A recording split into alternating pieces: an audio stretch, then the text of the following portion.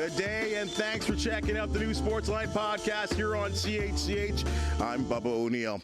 Well, as you've noticed that Hamilton, Halton, Niagara, it's a hotbed for successful teams, athletes, executives, and even broadcasters. Well, you've landed on the podcast. I will be shining the spotlight on these individuals. So let's get down to business. Well, this much in demand right shot defenseman hails from Burlington, where the journey began with the Barracudas. In her teens, she won an NCAA championship while representing Clarkson University in upstate New York. Now, speaking of representing, Renata is a two-time Olympic medalist, winning gold in 2022. In addition, how about 5 women's world championship medals, with the color being gold in 2021 and 22. Now, although teammates with Renata, this Burlingtonia represents the next generation of Canadian greatness, coming up through the ranks with the Oakville Hornets program, scoring goals with Emma Maltais' game. The trend continued at Ohio State University, where she set the all-time Buckeye scoring record. With Team Canada, there's also been Olympic and World Championship brilliance, enjoying that gold medal feeling in 2022 and 2021. So, of course, we described these ladies and what they've gone through, and so pleased and happy and honored to have both of you here on the podcast representing Toronto and the PWHL. Thanks for joining us. Thanks for having us. Yeah, thank you. This has got to be, I think, the height right now. I know there's so much more in your careers for both of you to go through right now. I'll start with you, Renata. This has got to be an amazing feeling for you, your journey, where you are right now. How does this feel? Oh, just incredible. The timing couldn't be more perfect that I'm at a point in my career where I get to see out this league and play in it, because I never thought I'd really have the opportunity to do it. And looking back on the things I've been able to accomplish in my career, it's been incredible. But this league and being a part of this Toronto team might be almost at the top of the achievements, just to be a part of this and knowing what it's going to do for the future of our sport. It's just been an incredible month so far. Yeah, I'm the same. I mean, I just was so lucky to come out of college right into this league. Women have worked so hard to get this set up for us, and I'm so lucky and honored I get to be a part of it from the beginning. So let's start off with the beginning. I always like to go there, and Renata, we'll start with you, the young beginnings. I don't know, did you grow up, and I'm going way back here. Did you want to play hockey?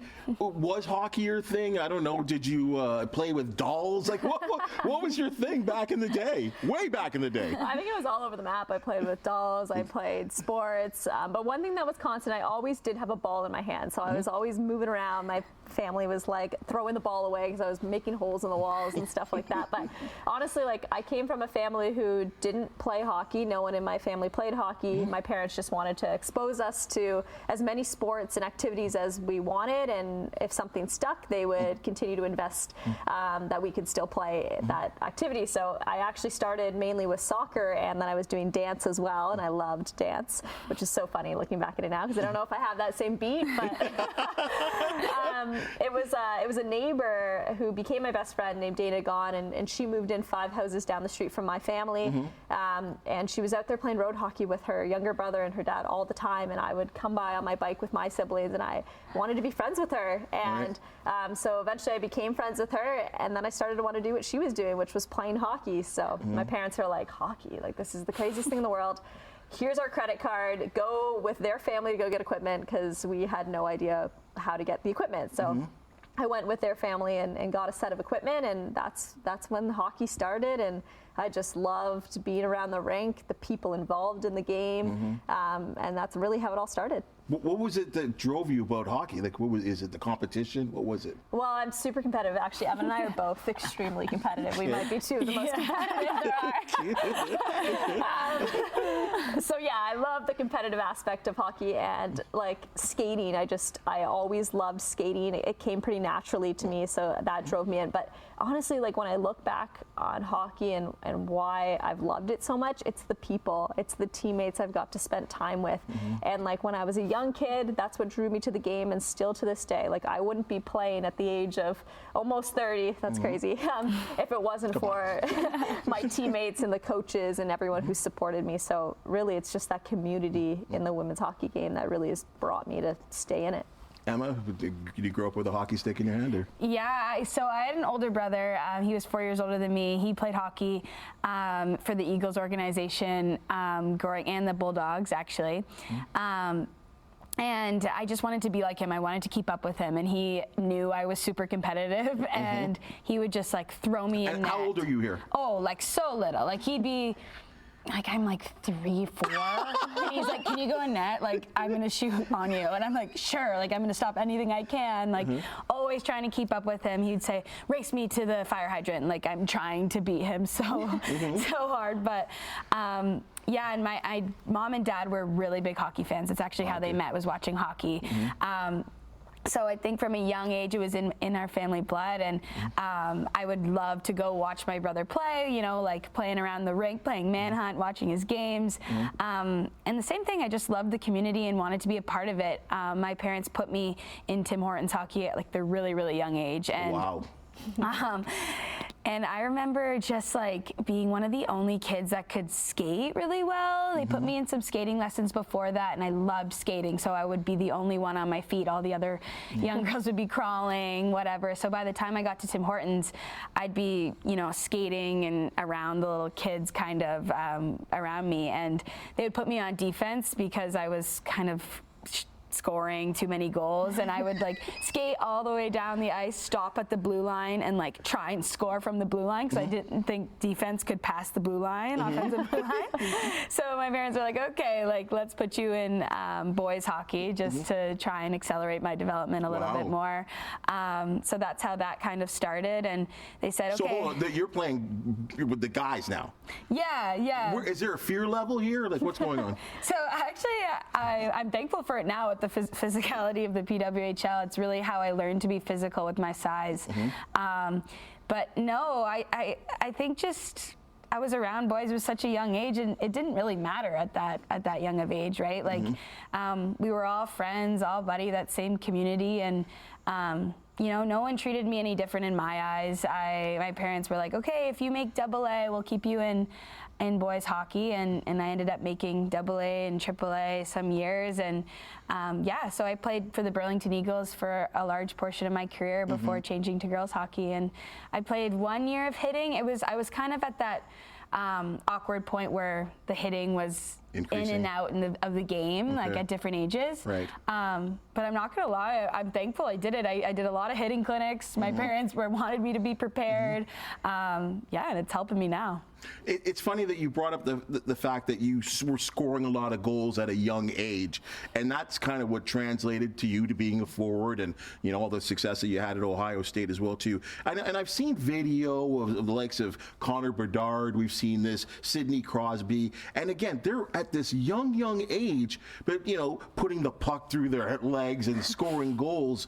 But at a young age, what was it about? Did you model yourself after someone to score goals and be able to do it at a young age? I honestly think just at that young age I had the speed to skate. I wasn't putting it between my legs, that's for sure. I'm wide.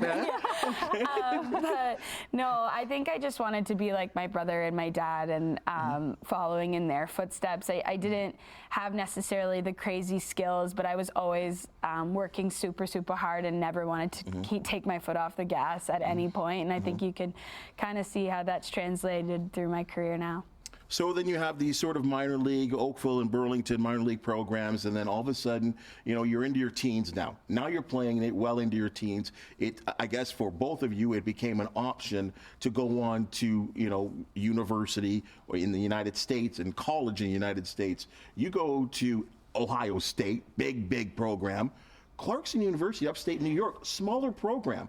Talk to me about how you got into that, and then obviously a national championship. Yeah.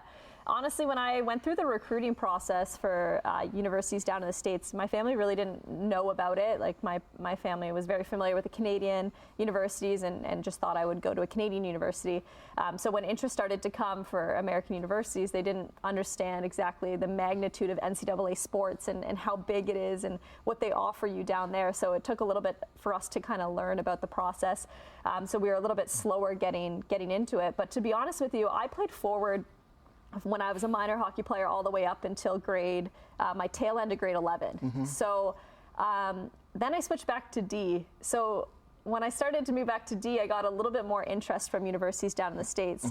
Because of my skating mainly, I still had so much to learn on the defensive side of the puck, but I could skate, and I think that was enticing to coaches. So it was a little bit later to be recruited. I didn't have a ton of options, so I kind of went with the options that I had, and Clarkson stuck out. The coaching staff was incredible.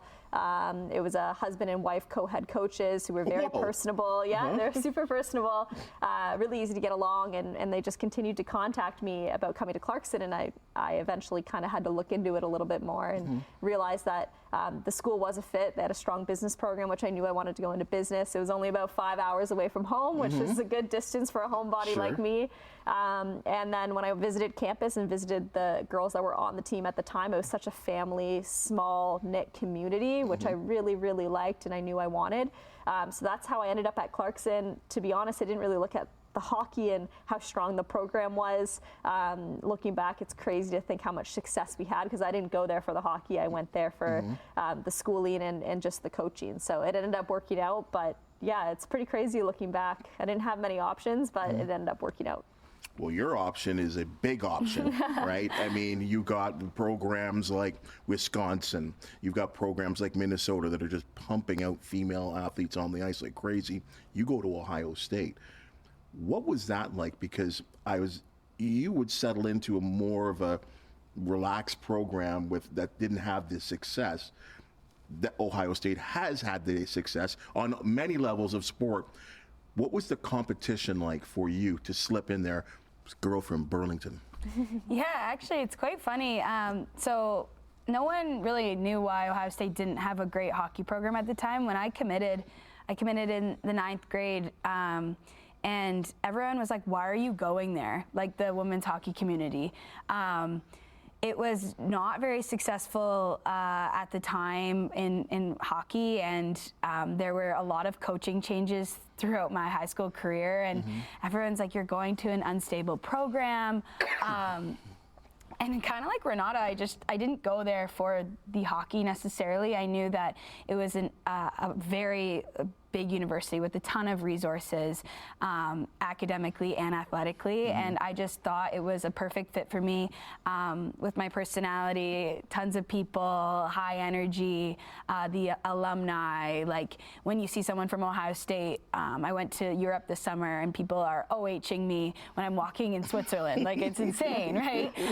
And just, I went on campus and I got the shivers. I'm like, I belong here at such a young age, and my parents kind of knew it for me too. So honestly, like the success we had was so out of left field. We got a new coach, Nadine Mazzaral, right the year before I went to Ohio State, and she took the program by storm. She put a lot of discipline into our team, and we really bought in as a team and built this culture that now they're winning tons of championships, and I'm so proud to say that I was a part of that growing legacy. What about the competition level? You go from, your programs here. Was it a big step up for both of you guys to raise your game to that level? I think playing in the PWHL, like it used to be called the PWHL Junior League, now it's U19, I think U22, yeah. U22.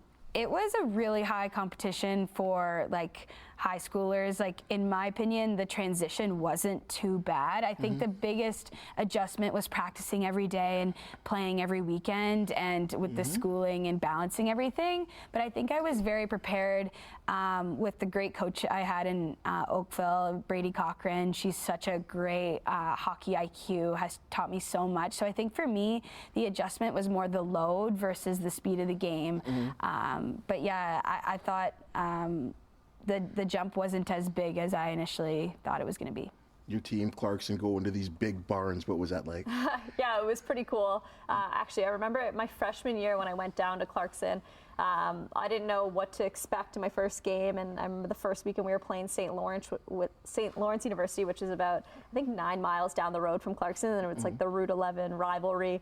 And my parents were coming down to the game, and I like warned them before the first game. I said, just so you know, like, I probably will sit on the bench the entire game. Like, you don't need to come down to watch the game. Like, I don't expect to play just as a freshman coming in. And it's funny, I'll never forget that first game we were at St. Lawrence, and I was double shifting, and I'm like, what is happening?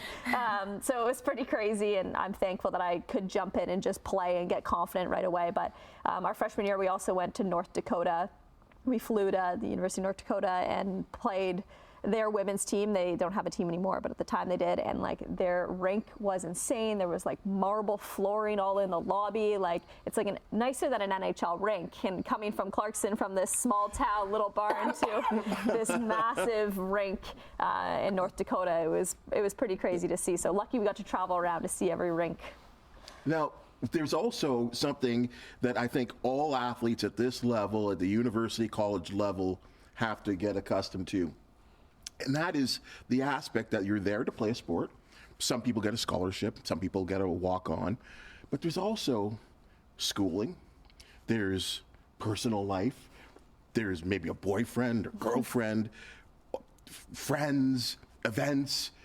What was that transition like? Because it's different than being home, I would presume. Yeah, no, it was different for sure. Like the adjustment of moving into a college dorm and having the food hall there at any time, having your roommates with one of your teammates, and there's just always social interaction, like just finding the balance of when you get your school done, when you get your social things done. I would say Emma probably had a little bit of a different experience being in going to Ohio State with so much more on. Like Clarkson was still that small school. We got to know the professors really well, so if you needed help, you were able to just go in and they knew you as a person. You could work with them. Right. In terms of social things, obviously there's always things going on, but you know, you're not going out on a Monday, Tuesday, Wednesday night because there isn't anything in a small town of Potsdam. There's nothing to do on those nights. So yeah, it was a little bit of adjustment. I would say I felt prepared for it though, because I was such an active kid through high school. Like between high school sports, I played high level soccer and hockey all the way through high school. I was always out with my friends in high school and then schooling. So that really prepared me for when I got to university, just realizing that I needed to get my schoolwork done in order to play. So yeah, but it definitely is a little bit of an adjustment. What about yourself? Yeah, I think Renata touched on it a little bit, but with Ohio State being so massive, I didn't have a car because, I don't know, I feel like a lot of Americans have cars in university and like Canadians just don't. And I went there and I had to figure out how to get, you know, like all the way across campus in time for practice, just things like that you don't expect to be like the big changes are the big changes. Like you said, like living in a dorm by yourself, doing laundry, like those little things that take time up away from your schedule and different responsibilities that you have. But I was lucky that Ohio State had tons of resources for their student athletes with being such a athletic driven school that in the classroom I had tons of help, tons of tutoring, you know, like an actual library and an area just for athletes to do their homework. So I think just those extensive resources are really what got me to be successful in the classroom. And then we had a dry season actually. So in season we weren't dabbling too much with the socialness, but, but yeah, so I think that helped balance for sure too. All right, here we go. So now everything's rolling. Now you're enjoying the sport. Renata, I'll start with you first because this happened to you first, I would presume. Team Canada come knocking. Whoa, national. Your first sort of practice and experience there. Oh yeah, I'll never forget it. I was so scared. I was a little bit late into the Team Canada program, so I think it was my sophomore year in university. That's the year we won the national championship. So then that summer was the first time I went to, well, yeah, I guess it was the first time that I got like good looks with Team Canada. I didn't know anyone the first time I went to a camp. I was so scared. To be honest, I probably cried every night just being like, I don't feel like I fit in here. I didn't understand the terminology that they were telling me. I remember specifically one coach kept telling me to shoulder check, like when I'm going back for a puck, so like look over my shoulders. And I was like, I didn't know what that meant. And I was like, what is she talking about? And she kept getting mad at me because I'd do the rep and I wouldn't do it. And I was like, I don't know what that is. So a big learning curve for me when I got to the Team Canada tryouts. I didn't make it my first couple times, but I think looking back, like I knew I wasn't ready to make Team Canada at that point. But I just like learned each camp I went to, and like I was happy with that. Like obviously you hate to be released and to be cut from a team, but I was like, I'm not ready. But I just got so much better in that week. And then it wasn't until I guess my third year in university that I cracked a roster, and I started to get looks at the senior national team level pretty quickly after that. And then I started to get more comfortable and felt like I could play my game. But yeah, it was always a dream of mine from a young age to somehow play for Team Canada. Oh, it was? So Okay. yeah, so to kind of get those looks and to push through kind of feeling uncomfortable and not being very good at that level was super rewarding. Who at that time, the years that you were kind of getting a look and didn't make it, who were the stars of the team at that time? Well, this was at the development, the under 22 development age group. Okay.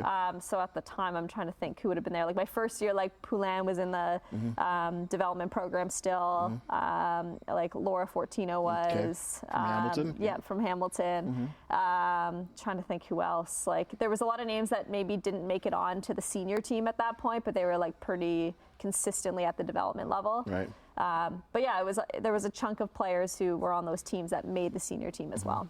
Team Canada, your experience? Yeah, so I was involved pretty early on with the Team Canada U18 program and the U22, and I always kind of made those teams at the right age. I was introduced early to like the concepts and whatnot.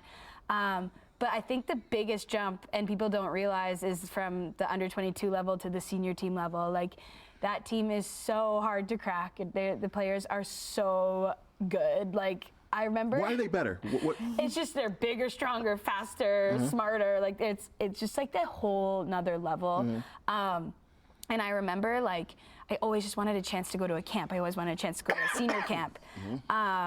And I finally got one, and I remember after that camp, like looking at Kristen O'Neil, who's also on the senior team now, and being like, I don't think I'm literally ever gonna make this team. Like they are so good, like, and just being just stunned about how I felt like I couldn't keep up mentally. I was so behind, but then I got my first crack at it at a rivalry series.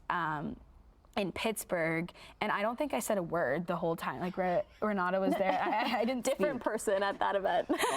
I did not speak. I was so nervous. Like, I mean, I grew up and Mary Philip Poulin is like my idol, and all of a sudden I'm like sitting beside her in the dressing room, and I can't even like look at her. I'm like, oh my God. So I think just that I didn't really play at that tournament, but it got me into the feeling that okay, maybe I can do it. Maybe I can do it. And then at a camp pretty soon after in Halifax, all of a sudden something clicked, and I played with Laura Stacey, who ended up being my line mate at the Olympics. We had a really good camp together. So after that, I think that got me into a spot to be centralized, and I don't even know how it happened so fast, but all of a sudden I was centralized, and things just started rolling after that. But that transition, and all of a sudden you just have to have one good camp where you feel comfortable, and it kind of slowly happens from there.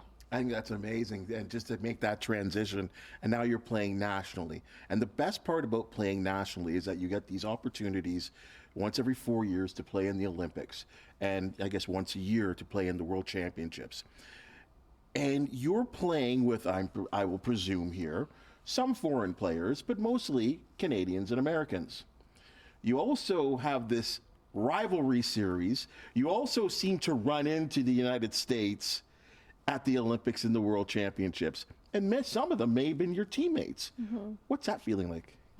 Yeah, it's funny, but I think the thing is when you put on that Team Canada jersey, and they would say the same on the USA hockey jersey, like something's different. It doesn't matter, like if they're your friends over there in the other locker room, like when you get on the ice, like I know for myself, like I don't even realize like who I'm competing against as like as who they are as a person. Like I'm just like I just want to go out there and win. Like if I'm trying to get the puck off someone, half the time I don't even know who it is I'm trying to take the puck off. Like I'm just so focused on what I can do for my team, and there's so much pride in representing your country and wearing that jersey that you set that stuff aside, you respect them as people, you go out there and win, and then we can still have a good relationship with them after, because like you mentioned, a lot of us have played together. And one of my really, really good friends is a defenseman on USA Hockey. I went to Clarkson with her, so we're great friends. But when you wear those different jerseys, there's a little bit of different tension there.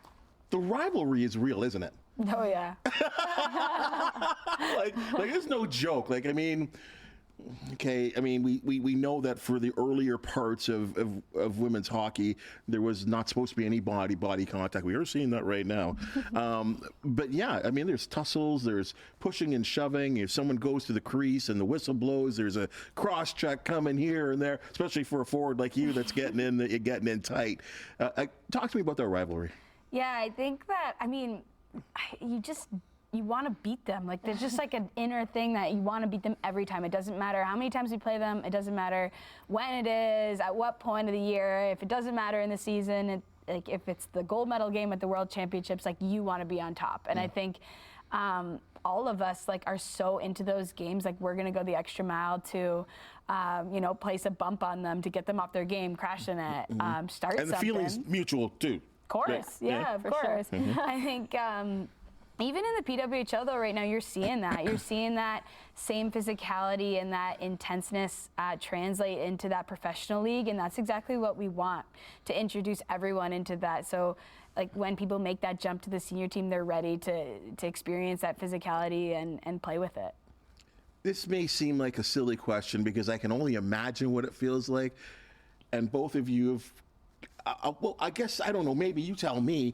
I mean, there's the World Championships, but I feel like maybe Olympics are the premier of it all. When you win a gold medal at the Olympics, what's that like? Gosh. It's such a crazy feeling. I think like I dreamt of like winning a gold medal since I was like so little. Like I can't even imagine when you actually like have it in your hand and you just like, I think the coolest part for me is when you show people and how people like light up. Like it's the coolest thing to have that, and that's yours and you can share it with people. And I think I didn't realize like how far something like that goes in the community and for everyone around you. So I think that part is like the part that almost like changed my whole perspective about everything. I don't know. And Renata, you've had the gold and the silver, and both are amazing. But there's something about that gold, isn't there? Oh, that was crazy when we finally won the gold. Winning silver was so devastating. There's just an expectation when you represent Canada in the sport of hockey that you're coming home with gold. And to lose in a shootout the way we did and to have that silver medal, like I know it's still like you're honored to have an Olympic medal and a lot of people would want to be in your shoes, but it sucks. Like there's no other way to put it. And the hardest part is I remember going to the locker room after winning silver and being so disappointed and just being like, I want to go out there like right now and play a full another game to prove that we can win gold. And to think that in that moment we had to wait 4 years to have a chance to do it again. Like it's not like you can just go next year and try to get an Olympic medal again. You got to wait 4 years, and in those 4 years, who knows what's going to happen? Like you might not make it, you might be injured, you might like. There's so many variables that can happen, and to be a part of the process from winning silver to so much transformation in Hockey Canada's women's national team program, so culturally, the personnel, more stable coaching, like. There so much went into that 4 years between silver and gold that to stand on the I guess we weren't even on the blue line when we got our medals. To stand on the side when we got our medals, and since it was COVID, we were presented our medals by another teammate, and that was just so special because it was such like a collective process, and it wasn't a 1 year process. It was like a 4 year process to get to that moment, and you know how badly everyone wanted it. It was just so incredible to be a part. One of the most rewarding things is to see out like what you can do in a 4 year process, change something culturally, a process that you want to be a part of, and then to have success with it is pretty special. Best part about it is that those teammates, you're bonded forever.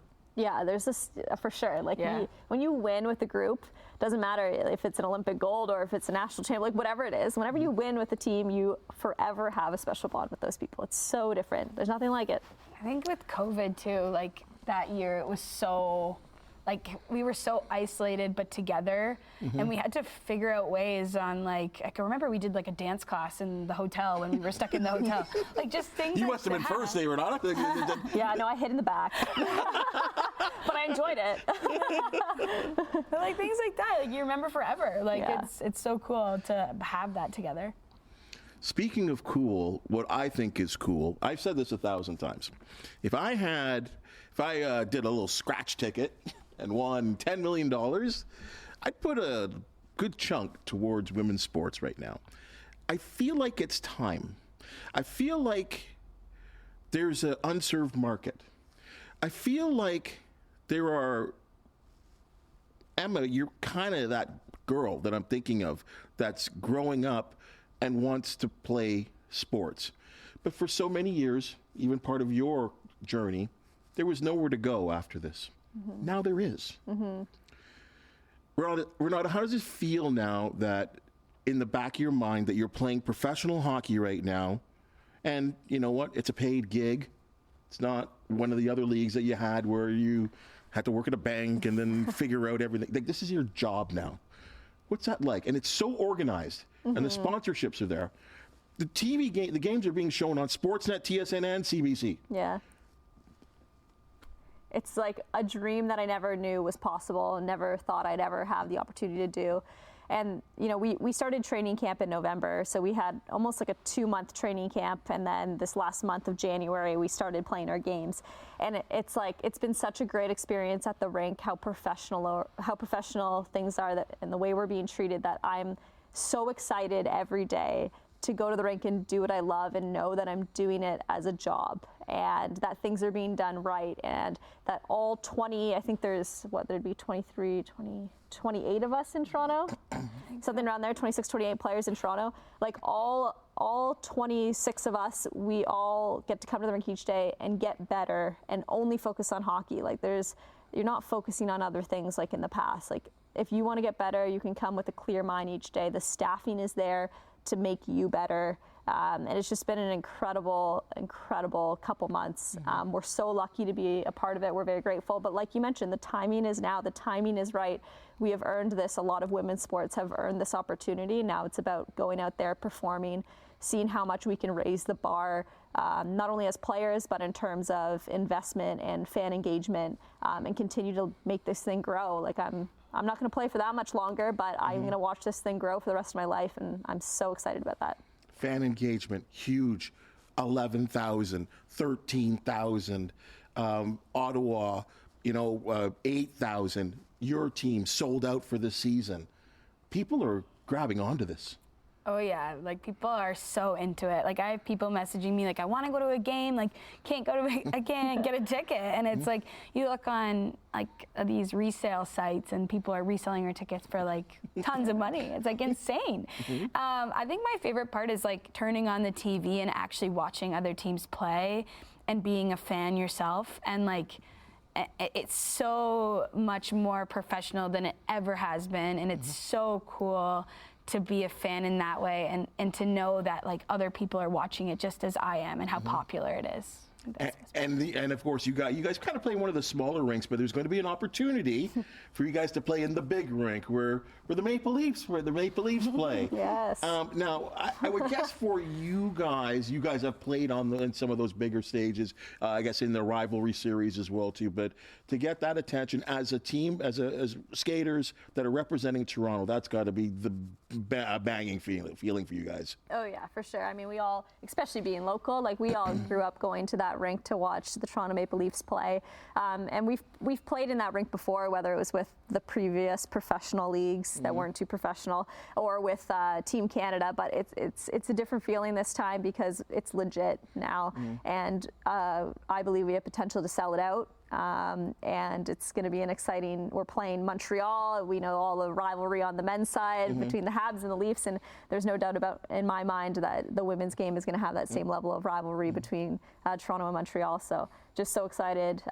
Love playing in that rink. Love playing in NHL buildings altogether. The lighting's good. The ice is always really good quality. The TV angles, everything looks good from a broadcasting perspective. And they know how to do it right. So that's going to be a fun game. And you get to drive Poulin through into the boards. I love playing Pooh. She's like my favorite player to play against. It's a good challenge. Is she that good? Yes. Yes. She surprises me every time I watch. I'm like, oh my gosh. Like, she scored again with like 17 seconds left, and it's like, oh my God, like how? But just so clutch. I've never seen anything like that, clutchness. Yeah.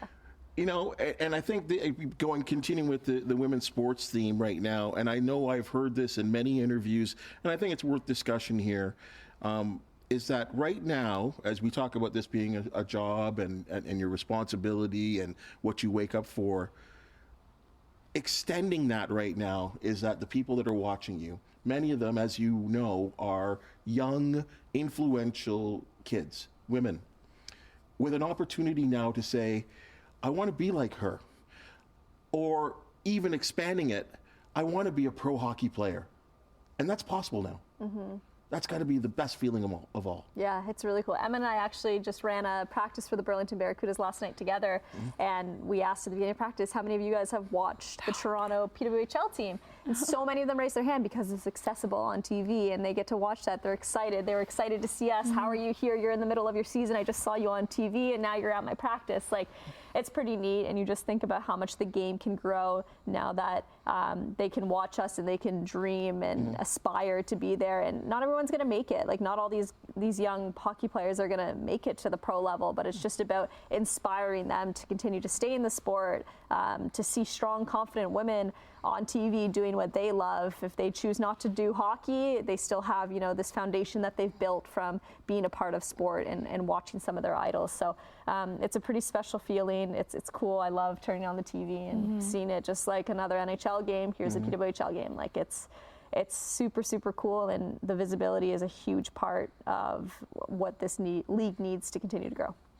And I have this feeling, and this is just a prediction, I hope it happens for you guys so much, because I think to get to that ultimate level, and this has been great for the first year, I have this feeling that Gary Bettman one day, in the very short future, is going to say, we want to get fully involved. And I see this as very much, you grew up watching some soccer, like an English Premier League. Like, there's Manchester City women, Manchester United women. Like, there's a women's team to the big teams as well, too. And there's no reason to me why there can't be a women's Toronto Maple Leafs, a women's Montreal Canadiens. And that I feel that there's going to be some bond, and maybe it'll be like the WNBA. I don't know how it all works, but I feel like these two leagues are going to merge, and it's going to do nothing but even increase the exposure to your league even more so. And I think what we're going to see this week is somebody is going to the NHL All-Star game, and this is not even the first time for you. What does that feel like? Yeah, it's huge. It's awesome for our sport to be included in a weekend like this. We've been a part of it in the past, the women's game, but this is different because we're representing our league. And like you mentioned, the NHL has a lot that can help for our league in the future. We have great investors and investment right now, but there's no doubt that something like the NHL can assist us, and hopefully down the road there's some forms of partnerships between teams. Who knows exactly what it will look like, but this platform that we get to play on this Thursday in the PWHL 3-on-3 Women's Showcase is a great opportunity to get our league in front of a different market, the NHL fans, the NHL market. So it's exciting. We're looking forward to it. And you're going to be part of the 3-on-3, and I believe there's 4 girls from the Toronto team. For women that will be on that Toronto team, but since somehow they separated you guys a little bit, Yeah. like what's up with that? We have no idea. We weren't even told how the teams were drafted. We just got put on a team, so who knows where I was drafted amongst the team. But how hard will you go out? Because when you watch the men's play in the NHL All-Star, they're kind of not going 100% out. But yeah, there's definitely a fine balance, especially in the women's game. Like, I think we have a duty to go out there and also showcase what we can do. So although it's an all-star game, and in a lot of professional sports, the all-star game isn't always taken that seriously. But I think on the women's side, like, there's a balance. We need to still go out there. We're getting our game in front of new fans for the first time, and they need to be impressed. So we need to be on our game. When you, and I should have ask you this earlier. It was when you were at that first NHL Alls. Was there somebody that you looked at and you're like, oh my goodness? There was all of them, honestly. My first All-Star game I went to, I had to demo the skills in front of all the guys on the ice, and I was doing like accuracy shooting. Oh, I remember this. Okay. And like so that morning we did a trial run with no one in the rink, and I hit every target immediately. Like no problem. I'm like, okay, this is easy. And at the time, the way the target shooting worked that time was a light would go on, you had to hit it, and if you missed it, another light might go. So if you get off sync, it's really hard to get back on sync. Okay. But anyways, I was successful in the morning, so I'm like, it's gonna be easy. So I go out there with 13,000 people in the rink and all the NHL guys sitting there on the ice, and I go and I had a little bit harder than I did that morning of a time to get all the targets. But anyways, it was a lot of fun. But yeah, I was just like, it was so fun to just sit on the bench with them and interact with them. Obviously, Austin Matthews was there, and being a Leaf, that was pretty cool to be around him. But yeah, it was pretty cool to be like ice level with them, watch them do the skills, and they're super respectful and of us and our game, so they're always very great to be around. And talking to a number of them, they're so looking up to you in so many ways of what you are doing in this sort of pioneer league and making your way up. And you know, even that little moment there with Sarah scoring that girl a goal on Shesterkin and her reaction like that too, just a beautiful, beautiful moment. And I'm sure this is going to be a wonderful moment for you for many other reasons, sort of watching your teammates and hoping you get there next year. Oh yeah, I'm going to the game for sure. I'm going to go watch. Let's go. Let's go. You know, hey guys, this has been wonderful. This has been amazing, giving us a good peek in of your lives on a personal basis and on a team basis. And I can only wish you, continued success and luck and you've got a lot of years left, so I don't even want to go there. You've got a long time left to go, and watching your career bud and shine. And I know even that first victory, you got an assist on the Spooner's first goal, and you scored the shorthanded winner, if I remember correctly. I mean, we're cheering for you, right? We're cheering for you in this area. You represent us really, really well, and as I said, I think there's just nothing more but big things to come for you guys, and we'll be all watching. So thank you so much for telling us exactly what's going on with your lives right now, and I hope you can get on the couch again. Yes, we'd love to. Yeah. Thanks for having us. Anytime, guys. You know what, folks, that's your Sportsline podcast for the day. I got a little bit something going on with my throat, and as you've just seen and heard, our athletes, they certainly have great stories to tell, and if you do know of an athlete, team, or an event to promote, the Sportsline podcast wants to hear from you. One final request: if you do like what you're seeing, give us that thumbs up, the like, and subscribe on that button wherever you watch your podcast. For the wonderful minds and hands that make the Sportsline podcast possible, thank you for joining us, and we'll see you next week.